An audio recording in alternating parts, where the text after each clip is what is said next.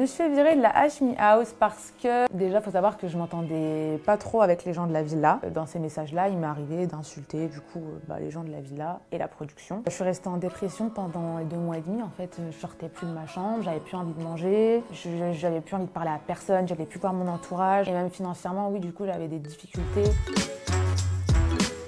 Je m'appelle Nawara, j'ai 22 ans, je suis créatrice de contenu sur les réseaux sociaux. J'ai commencé très tôt les réseaux, après c'était sur Facebook à l'époque, donc dès mes 13-14 ans. Ensuite j'ai fait des pauses à certains moments de ma vie, mais j'ai vraiment bien repris à mes 20 ans. Alors quand j'ai commencé, je postais juste des photos sur Facebook et sur Instagram, des photos basiques en fait. Je n'étais pas influenceuse, c'était juste sur mon compte et je cumulais beaucoup de j'aime et des abonnés. À l'époque j'avais 10K sur Insta et puis sur Facebook j'avais 10 000 amis. Oui, j'ai toujours reçu des trucs bizarres d'hommes à n'importe quel âge. Après, avec le temps, les réseaux sociaux se sont développés et on a pu filtrer en fait les amis, les abonnés, et ce qui fait que après je pouvais plus voir les photos qu'on m'envoyait ou les vidéos bizarres qu'on m'envoyait ou les messages bizarres tout simplement. Ils savaient que j'avais 15 ans, bien sûr, parce que je m'en cachais pas. J'ai jamais menti sur mon âge. Certes, je faisais très vieille, je faisais très vieille très tôt, mais j'ai jamais menti sur mon âge.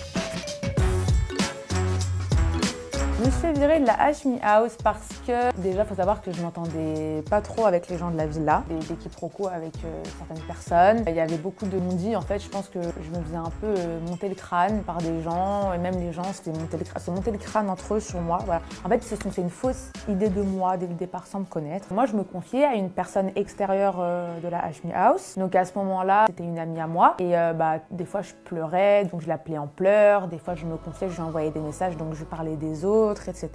Dans ces messages-là, il m'est arrivé d'insulter du coup les gens de la villa et la production. Un jour, ils ont décidé de fouiller tous les téléphones. Ils ont dit bon, fouille collective, tout le monde donne son téléphone. On va fouiller les téléphones de tous les influenceurs. Genre, on sait jamais, il y en a qui ont des vidéos bizarres ou quoi. On fouille en leur présence, hein. On fouille, on regarde, et on regarde au moins pour protéger la vie du groupe. Si jamais une personne peut faire des problèmes, on sait pas. Donc tout le monde a donné son téléphone, moi je l'ai donné, ils ont fait le téléphone de tout le monde, ils ont fouillé aussi le mien. Et en fait dans le mien, ils sont partis sur WhatsApp et ils ont trouvé du coup, ils sont partis dans photo d'abord. Dans photo ils ont rien trouvé, dans vidéo ils ont rien trouvé. Il n'y avait aucune photo ni aucune vidéo prise à l'insu de personne. Mais dans les messages, ils ont vu que j'avais insulté du coup certaines personnes, également la production. Du coup ça leur a pas plu. Je m'excuse auprès de toute la prod et je te remercie pour tout ce que tu as fait pour moi. Mais vous, j'ai jamais voulu vous insulter, je pensais juste que la prod était contre moi. Et ils ont décidé du coup de me virer, ce que je peux comprendre. Il y a des choses qui étaient venues aux oreilles d'Hashmi, comme quoi j'avais filmé des gens, etc. Mais ça c'est complètement faux. Je n'ai jamais filmé ni enregistré personne à son insu. C'est juste que Hashmi a eu des mauvais échos. Je pense qu'il était un peu stressé aussi durant la Hashmi House. Voilà, il avait beaucoup de choses à gérer, etc. Et ce qui a fait que il était énervé et il a décidé de me virer. Aujourd'hui, on s'est réconciliés. Je suis revenue dans la Hashmi House et tout est bien qui finit bien finalement. Oui, je l'ai mal vécu, surtout que j'ai perdu mon TikTok après, quand je suis rentrée en France, en fait, j'ai perdu mon TikTok et c'était un tout, c'était un trop-plein pour moi en fait. Et il faut savoir que quelques jours avant la Hashmi House, je me suis fait agresser en fait en bas de chez moi. Et on m'a tabassé, on m'a filmé. Mais ouais, l'agression, plus ça, plus la perte de mon TikTok, ça faisait beaucoup. Oui, j'ai suivi le reste de l'aventure. D'ailleurs, j'ai vu qu'ils parlaient de moi dans leur clash, etc. Bon, ça m'a fait rire. Après, moi, à ce moment-là, j'avais déjà eu une discussion avec Hashmi, donc ça m'a fait rire parce que voilà, j'avais déjà eu une discussion avec les autres également. Mais en fait, déjà, il y a des groupes qui se sont formés dès le départ. Bon, il y avait des gens qui se connaissaient déjà depuis avant, etc. Et en fait, moi, je voyais des bases, des choses qui me plaisaient pas. Et je me suis braquée. Je pense que je me suis braquée et je pensais que tout le monde m'en voulait. Sauf qu'après avoir parlé avec eux, en fait, je pense qu'il y a juste eu certains malentendus, quoi. Gentille, bienveillante, adorable,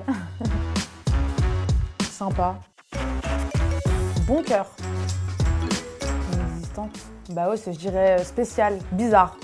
Et moi, on se connaissait en fait avant la Hashmi House, et puis quand je suis arrivée à la Hashmi House, j'ai pas compris son comportement. Il était plus du côté des autres que du mien, alors qu'on se connaissait avant la Hashmi House. Drôle. Bipolaire, très spontanée, genre un jour elle t'aime pas, le lendemain elle peut ne pas t'aimer, elle peut te aimer le lendemain, c'est vraiment, voilà quoi, mais moi, elle joue vraiment pas un jeu quoi, elle est franche. Hilarant. Douce. Hashmi, je dirais qu'il a bon cœur aussi, vraiment bon cœur, très gentil et voilà, le cœur sur la main. Djibril, remets ton caleçon. Djibril, il est venu me voir quand j'étais malade dans ma chambre, mais pas en caleçon et en pleine journée. Il était venu me voir parce qu'il m'entraînait pour mon combat de boxe, parce que j'avais un combat de boxe avec Félicia. Il était venu me voir, il m'avait même snappé et vu que j'avais plein de courbatures et il est venu me voir pour me dire ouais, est-ce que ça va, t'as pas trop de courbatures et tout, faut que tu combattes. Il est venu me remotiver en fait, mais il est jamais venu en caleçon, il est jamais venu à 5h du matin, voilà. Il n'y a rien eu de tout ça. Djibril, pareil, très respectueux. Cette rumeur, c'était dans les clashs. Ils ont tous inventé des choses pour les clashs. La prof des réseaux, c'est pas ma sœur, c'était mon amie. Mais voilà, c'était une relation assez toxique que j'avais avec la prof des réseaux. Elle m'a fait un sale coup, je lui ai refait un sale coup, elle m'a refait un sale coup. En fait, on se faisait des sales coups. On n'arrivait pas à tirer un trait définitivement sur le passé. Donc, ce qui fait qu'à chaque fois, on se reparlait. Mais en fait, à chaque fois, on se lançait des pics. C'était pas du tout une amitié saine. Et à chaque fois qu'on se parlait plus, on se reparlait. On revenait tout le temps l'une vers l'autre. Et en fait, c'était vraiment trop toxique. Elle a rien à voir avec ce qu'elle montre sur les réseaux. C'est une fille très gentille. C'est une fille, voilà, assez sensible, assez gentille, etc. Mais c'est vrai qu'elle manque un peu de maturité. Après, ce qu'elle a pu faire sur les réseaux, enfin, moi, ça me regarde pas. En plus, je la connaissais même pas à l'époque. Moi, je trouve que c'est dommage qu'elle ait une mauvaise image parce qu'elle n'est pas si mauvaise que ça dans la vraie vie. Alors, je n'ai jamais rien rajouté dans mon corps ou dans mon visage. J'ai fait donc 2 liposuctions, mais ce ne sont pas des BBL parce qu'en fait, j'ai retiré de la graisse, mais je ne l'ai pas réinjectée parce que de 1, ça me tentait pas trop et de 2, c'était plus cher. Et à l'époque, j'avais pas trop d'argent, donc voilà, faut savoir que quand on enlève de la graisse, si on veut la réinjecter, c'est plus cher, c'est plus long et il y a plus de risques. Donc, le chirurgien m'a conseillé de juste retirer de la graisse. J'avais pas beaucoup de kilos en trop, mais je voulais me dessiner. Et sinon, à part ça, j'ai pas fait de chirurgie, j'ai jamais rien rajouté, ni dans mes lèvres, ni nulle part.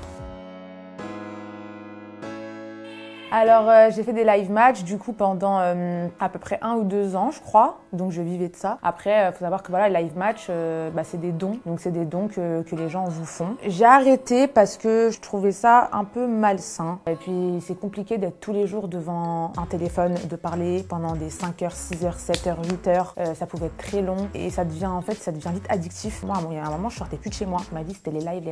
Et c'est un peu malsain parce que quand t'es une femme qui fait des lives, les hommes t'envoient. Et généralement, bon, pas dans tous les cas, mais parfois, c'est pour que tu puisses leur répondre en privé, avoir une discussion avec toi. Parfois même, ils te demandent de te voir. Et je trouve ça hyper malsain. Et en fait, j'en avais marre parce que du coup, des hommes jouaient pour moi. Et après, quand ils voulaient qu'on se voit, moi, je refusais. Et du coup, ils m'envoyaient plus rien. Et en fait, je trouve que ça fait un peu comme une sorte de chantage. Après, il y a des gens qui viennent, qui envoient et qui veulent rien du tout en retour. Mais c'est vrai, dans la plupart des cas, les hommes envoient des femmes pour avoir un retour et les femmes envoient des hommes pour avoir un retour également. Donc, j'ai un peu, j'ai arrêté les lives à un moment, quoi. Je gagnais combien par mois avec les live matchs? Je parlerai jamais d'argent. Moi, je suis quelqu'un qui aime pas parler d'argent, voilà. Je trouve que c'est personnel. Ça pouvait être des mois à 0, 10 euros, 20 euros, 30 euros, 50 euros, 100 euros, comme des mois à 1000 euros ou des 1000 euros, enfin, ou plus. Voilà, ça dépendait en fait. C'est vraiment selon si t'as des gens qui viennent, qui t'envoient. Des fois, t'as personne qui vient sur ton live pendant des jours, t'as personne qui t'envoie rien. Et parfois, tu tombes sur une personne qui va t'envoyer beaucoup de dons. Après, moi, je suis quelqu'un qui part du principe où je regrette jamais rien dans la vie parce que je trouve que chaque chose arrive pour une raison. Il y a des lives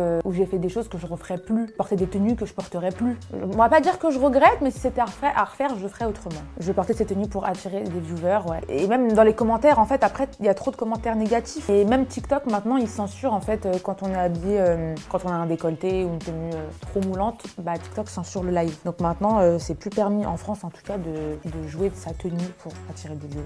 En plus, ça donne une mauvaise image et dans les commentaires, généralement, on se fait beaucoup critiquer quand on fait pas attention à sa tenue. Les lives que j'ai fait avec certains créateurs de contenu, je ne les regrette pas parce que je crache pas dans la soupe. Ça m'a apporté de la visibilité, ça m'a apporté des abonnés. Je me suis fait connaître un peu avec ça au départ. Si c'était à refaire, je le referais pas parce qu'il y a eu des conséquences, négatives sur ma vie personnelle. Des conséquences au niveau de ma famille, des conséquences au niveau de mon entourage. Mon entourage n'a pas forcément apprécié. Ils n'étaient pas d'accord avec ce que je faisais parce qu'ils estimaient que ça me rabaissait. Moi, si on fait un match, c'est à demi-temps, en arbitre et c'est dans la vraie vie. Mais t'as quel âge? Chacun sa vision. Moi, j'étais pas d'accord avec eux, mais avec du recul, je me rends compte qu'ils avaient peut-être un petit peu raison. Des fois, quand on est jeune, on fait des choses et on pense pas au futur. J'ai perdu mon TikTok pendant 2 mois et demi. J'ai récupéré du coup il y a quelques jours, grâce à Dieu. Je suis restée en dépression pendant les 2 mois et demi. En fait, je sortais plus de ma chambre, j'avais plus envie de manger, j'avais plus envie de parler à personne, j'avais plus voir mon entourage. Et même financièrement, oui, du coup, j'avais des difficultés et j'avais plus aucune motivation en fait, parce que c'est comme si on vous retire votre travail du jour au lendemain. C'est un peu la même chose. Après, j'ai recréé un compte, etc. J'avais réussi à me refaire des abonnés et puis j'ai récupéré à ce moment-là. Mais si je l'aurais pas récupéré, ben j'aurais fait autrement. Hein. Dans la vie, des fois, c'est comme ça. Gaming 13? Mais non, jamais de la vie. Non, on faisait des lives ensemble, on rigolait bien ensemble, on s'entendait super bien. Mais non, il m'a jamais dragué et puis en plus il habite super loin. Moi il m'intéresse pas, il m'a jamais intéressé et puis je pense que moi non plus je l'ai jamais intéressé. Voilà, c'était juste pour les lives parce que nos lives ils marchaient bien quand on était ensemble, on rigolait bien. C'est quelqu'un de très gentil, qui a jamais eu un geste ou une parole déplacée et au contraire qui m'a toujours conseillé dans le bien, qui m'a pas apporté de mauvaises choses dans ma vie. Moi, j'ai arrêté l'école du coup après le brevet. Donc à l'école, moi, je me suis faite beaucoup harceler pratiquement toute ma scolarité, beaucoup par les filles. C'était très souvent par les filles, donc voilà, je suis habituée au harcèlement, ce qui fait que quand je me suis mise sur les réseaux, les messages mauvais, ça me faisait rien parce que j'ai vraiment toujours été habituée au harcèlement. C'était des tu fais trop la belle, t'es moche, parce qu'en fait moi j'étais coquette et je me maquillais, je m'habillais assez moulant, etc. Et puis les gens ils disaient que ma façon de m'habiller, de me maquiller, etc. ça allait pas pour mon âge, sauf que moi je m'en foutais puisque je faisais ce que je voulais en fait. J'ai eu un corps développé assez tôt. Les gens ils disaient que j'étais refaite alors que j'étais au collège. Les gens ils m'inventaient des opérations chirurgicales alors que quand on est mineur il me semble qu'on n'a même pas le droit. J'ai été mariée 2 fois, mais pour moi le mariage c'est important. Donc ouais, je me suis mariée une première fois avec quelqu'un, je suis restée avec lui de mes 15 à mes 19 ans à peu près, 19-20 ans. Je me suis remariée vers mes 21 ans. Oui, mes parents ils ont toujours voulu que je me marie tôt. Parce que ma mère aussi, elle s'était mariée tôt, donc c'est quelque chose de normal. Mes parents, moi, tant que je suis épanouie et heureuse, ils me laissent le libre arbitre de me marier avec qui je veux et de faire ce que je veux. Ils me font confiance. Pas à la recherche, moi, je suis jamais à la recherche, j'attends que l'amour me tombe dessus. Je vis entre la France et Marrakech puisque mes parents sont partis vivre au Maroc. J'ai grandi à Rouen, 100% tunisienne. Mon père est né en Tunisie et ma mère est née en France. Oui, je préfère être à Marrakech parce que je préfère le style de vie. J'aime beaucoup la Tunisie, hein, j'y allais tous les ans quand j'étais plus jeune, etc.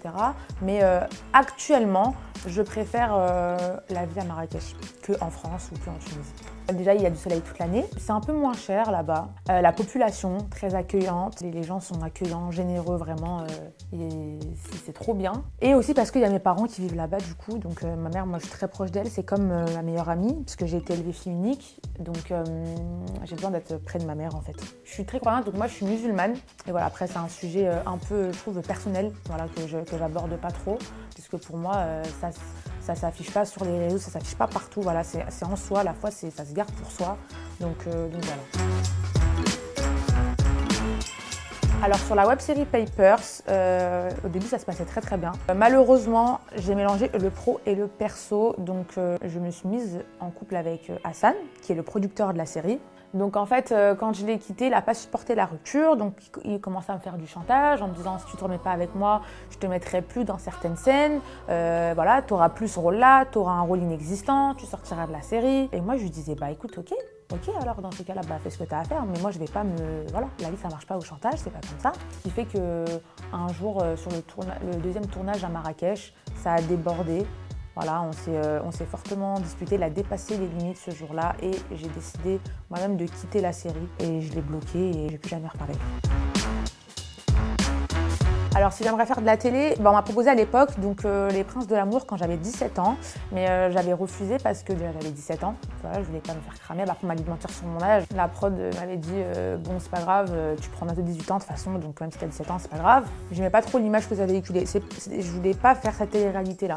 Après, si demain on me propose quelque chose d'intéressant, genre un jeu ou un truc avec de l'aventure ou un nouveau concept ou quoi, je suis pas contre. Maintenant, voilà, faut voir ce que c'est. Alors à l'époque, j'aimais bien Secret Story, j'aimais bien regarder Secret Story. Malheureusement, la télé-réalité, c'est plus comme avant. Avant, c'était trop bien, les gens étaient naturels, étaient spontanés. Maintenant, les gens, ils font tout pour avoir du buzz, ils sont faux. Ça m'aurait peut-être intéressé à l'époque, mais plus maintenant. J'ai jamais pensé aux plateformes privées. De un, parce que j'ai ma famille. Je sais que ma famille ne seront pas d'accord avec ça. De deux, parce que en fait, je sais que c'est un cercle vicieux. Tu commences, tu te mets des limites et puis après, petit à petit, les limites, tu les enlèves. Je veux pas rentrer dans ce genre de cercle vicieux, ni dans ce genre de monnaie d'échange un peu malsain, je trouve. Voilà, c'est un peu comme les lives, je trouve que c'est assez malsain.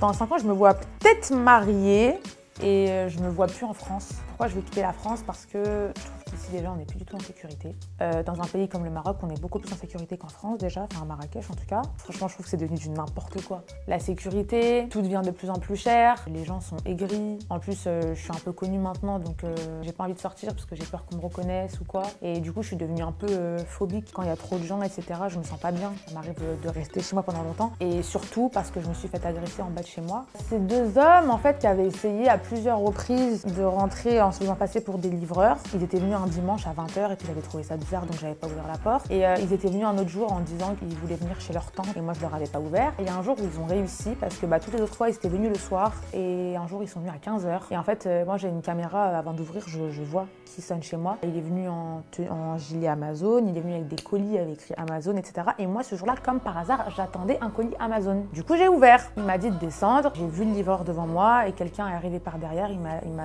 étranglé. Ils m'ont ramené dans ma cage d'escalier. Ils m'ont tabassé et ils m'ont filmé. Et en fait, ce qui les a arrêtés, c'est qu'à un moment, ils ont enlevé leurs mains de ma bouche. Parce que tout le long de l'agression, ils ont gardé leurs mains sur ma bouche. Et en fait, à un moment, ils m'étranglaient tellement fort que je commençais à perdre connaissance. Et j'ai crié. En fait, quand il a vu que je tombais, il a retiré sa main de ma bouche. Donc quand il l'a retiré, j'ai crié tellement fort qu'ils ont eu peur et qu'ils sont partis en cours. Moi, je m'exprimerai pas trop en détail sur l'enquête parce que l'enquête elle est en cours. Je dirais pas s'il y a des pistes ou s'ils ont été retrouvés ou quoi, mais je ferai tout pour en tout cas.